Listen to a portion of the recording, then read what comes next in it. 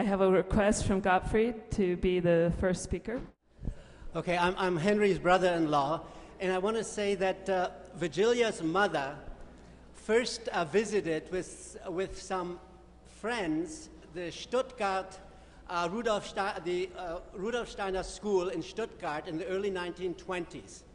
And one of her great unfulfilled dreams of this mother of Virgilia's was Waldorf education.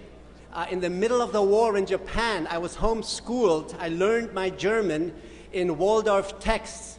And one funny thing is she taught me how to knit. And later I thought that was because she was such a liberated woman. And I was very disillusioned to find out it's part of the Waldorf, the curriculum. In any case, when Adriana was born, nothing was good enough for Virgilia than a Waldorf education. And poor Henry didn't know what hit him. And she fulfilled one of her mother's great dream. But I have to say, in watching Virgilia and Henry work together, that Henry, it was a wonderful collaboration and partnership. And Henry had a lot of impact on Virgilia and her dedication to Waldorf, and of course, vice versa. And I have to say that this marriage has been a true partnership. They each widened and stretched the horizons of the other. So that was my first 30 seconds. Okay, but I'll be very, very quick. I want to say, we had the 3220 as a village. Well, there were really two villages. One was on Jackson Street, the other on Sacramento. And the two were really symbiotically connected. And I frankly don't know why Jackson Street neighbors didn't revolt and have a movement against it, because it was like a 1960s commune. The Dakins bought the house next door. They installed my parents, Virgilia's parents, in two of the floors. The upstairs had Monica, the kindergarten teacher, Waldorf kindergarten teacher, and other teachers. And there were others in the house. It was a warren, except that my parents did have real peace and real space.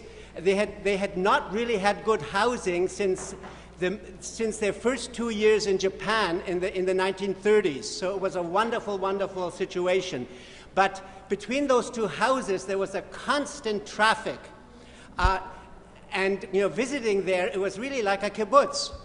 Goods and everything was going back and forth. Henry was coming back and forth, and all the rest. It was quite a spectacle.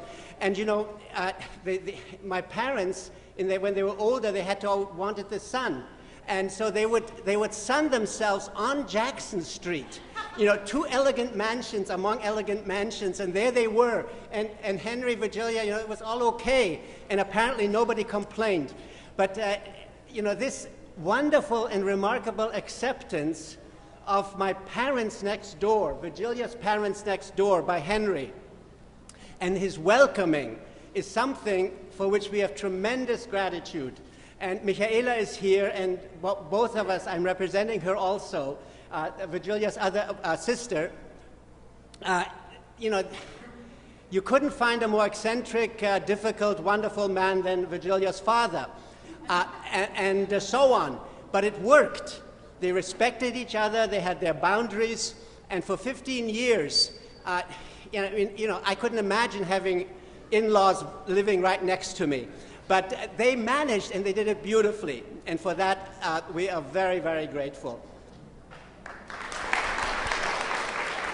Thank you, everyone who had to put on this. My name is Bruce Erickson, and I was privileged to know Henry for 32 years, starting in the Faraday cage in Washington Street. I thought that was a rather unusual first meeting.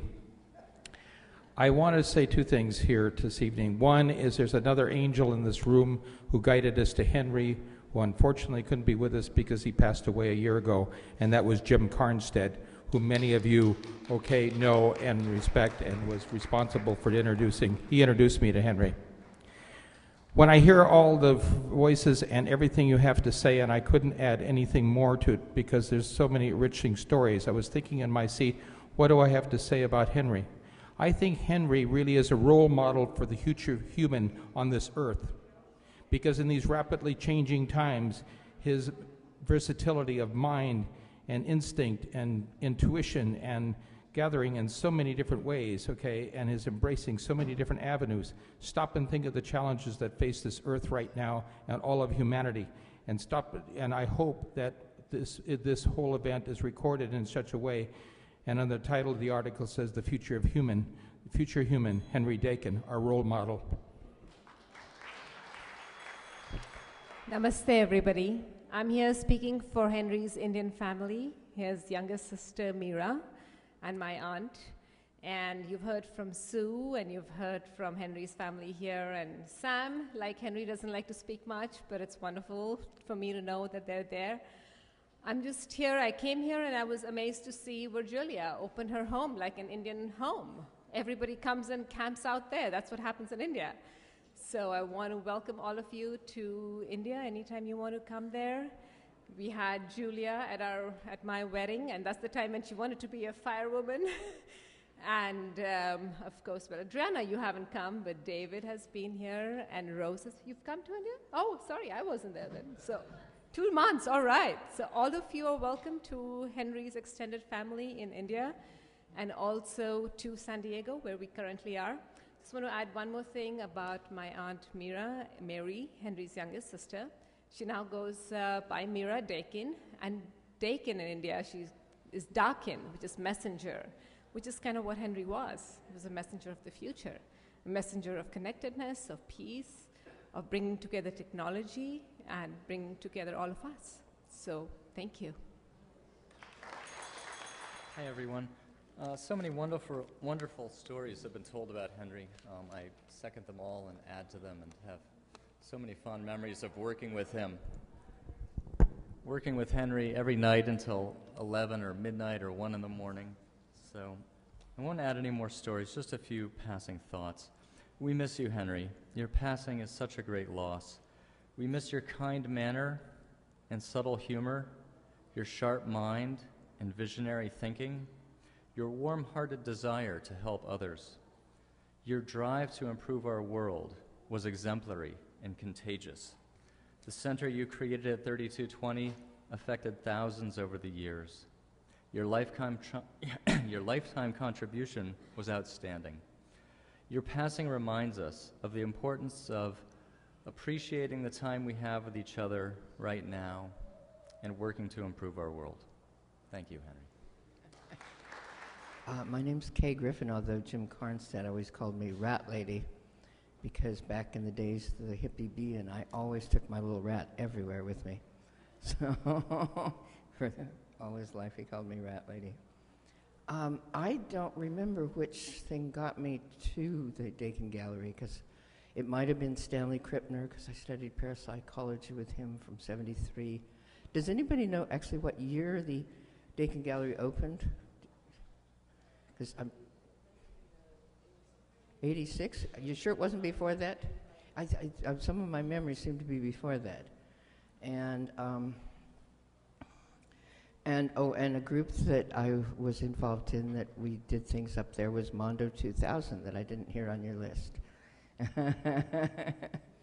And there's just all these memories. And there was people that put up all these satellite things, and they were chasing space aliens, and it was this whole cowboy movie. But one of the memories I really feels so sweet to me was when John Lilly was there for near the end of his life, and he stayed up in the motel around the corner up the street, and we'd hang out in his bedroom. He was in bed, and I don't remember how long he was there. Ed, you probably remember. Was Faustin was taping him and stuff, right? Okay, yeah. But I mean, imagine hanging out in John Lilly's bedroom. It was very cool. And I just, it was really special knowing Henry, and it's, I will probably see him, when I came here, my eye was sort of looking to see if Henry's here. It said, this is one of Henry's type things. So thank you all for everything. I'm Connie Madden, M-A-D-D-E-N, and I spelled my name because if anyone here wants to connect with me and my partner, Wayne, outside Petaluma, we have a small CSA we're starting, and we're building a big barn where we want to invite everybody to be there with us with music and yoga and whatever else needs to happen in that space. I was very privileged to be friends with Henry and have him as my mentor from, I don't know, I worked officially there running the gallery from 92 to 94. I met my partner in 93 there, and we stayed together since then completely. I think Henry wants us primarily to just be who we are, because that's why we came together with him in the first place. But I think he also wants us to link with each other and with other people we can work with. So what I like to do, I like to go to Bioneers and find Henry, and 2 years I did recently, and each time said, what's the most important message you think's coming out of this? And he said Bill McKibben, that he really liked Bill McKibben. So we became part of the 350 Garden Challenge in Sonoma, and it became 629 gardens, and Trathan, who was central to that with Daily Acts, is now board president of Transition Town USA. So what Sonoma has is going out across the country, and we will be in the flow of that. I hope I have time to read this. I wrote something.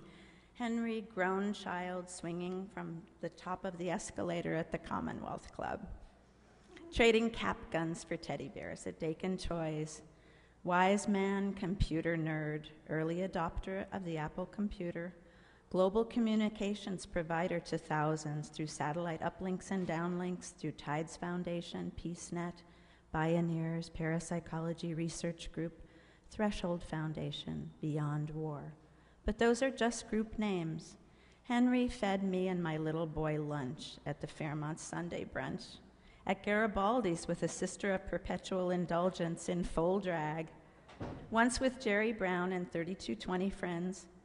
Henry taught me useful computer lessons, paid me for editing he really didn't need when my rent was 3 months overdue. Henry, you and your family made a place for us beside you in conversations with David Brower, Joanna Macy, UN Secretary General Ban Ki-moon. I'm grateful to know how important gratitude is, that who you listen to makes all the difference, and as you would say, spread the word, work is fun. Hello, my name is Laura Drews, and I met Henry Dakin in 1982 after the birth of my second son, and this is how it happened. I walked into the living room, and there was an Indian man doing an ancient fire ceremony. Thank you. An ancient fire ceremony.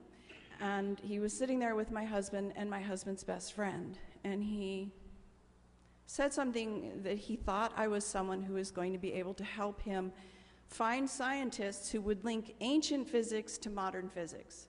So when he left, I said to my husband and his friend, how am I ever supposed to do this? And Harold Tracy said, you need to meet Henry Dakin.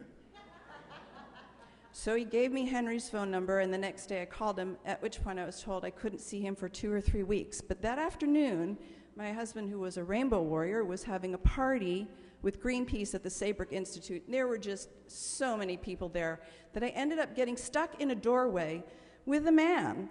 And we both had a glass of wine in one hand, and he had one in the other, and there we were, belly to belly. And I said, well, we might as well get to know each other. I'm Laura Drews. And he said, I'm Henry Dakin. And he said, didn't I talk to you on the phone this morning?